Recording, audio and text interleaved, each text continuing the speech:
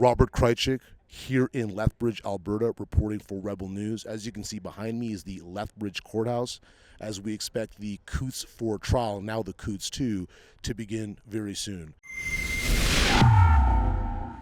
Two of the original defendants have since pled out to lesser charges, Chris Lysak and Jerry Morin. The remaining two defendants, Chris Carbert and Anthony Olenek, are still being accused of having conspired to murder RCMP officers. Specifically, the charge is conspiracy to murder. And these charges came in the context of the 2022 Coutts blockade and protest, which occurred concurrently alongside the Freedom Convoy demonstration in Ottawa, Ontario of the same year. The Coutts blockade and protest intermittently obstructed cross-border traffic between the U.S. and Canada, specifically between Alberta and Montana at the Coutts Sweetgrass border crossing.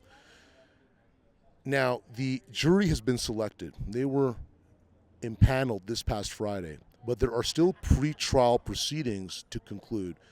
And pre-trial basically is where the rules of the game are being disputed over and resolved ahead of the beginning of the actual trial. So, for example, this can include disputes over the admissibility of evidence. So consider, for example, that the prosecution seeks to enter some evidence, and the defense challenges that evidence's admissibility on the grounds of either its veracity, its trustworthiness, perhaps its acquisition or procurement was unlawful or unconstitutional.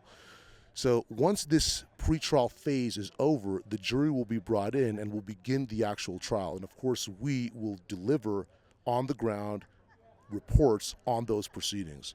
So folks, bear in mind that we can't do this sort of in-the-field journalism for free. We have operational costs.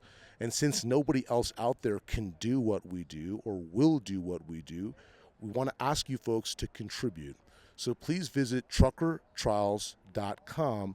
Donate what you can, and also stay up to date with our ongoing coverage.